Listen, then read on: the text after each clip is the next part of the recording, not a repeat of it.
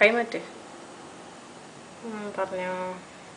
ഈ പുല്ല് പോലുള്ള സാധനം ഇങ്ങനെ കട്ട് ചെയ്യുക. എന്നിട്ട് അത് ഏത് ഭാഗത്താന്നുള്ളതൊന്നും ക്ലിയർ അല്ല. അത് നടുക്കുക. ഈ നടുക്ക് ഇങ്ങനെ തുറന്നാലുണ്ട് അത് കാണുമല്ലോ പുല്ല്. ഇത് അത് കഴിഞ്ഞിട്ട് ഈ ബാക്കിലത്തെ ഈ ചളി ഇങ്ങോട്ട് എടുക്കും. ഇത്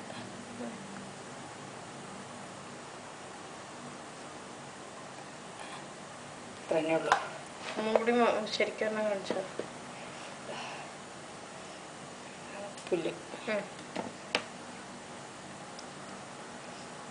ഇത് കട്ട് ചെയ്യും.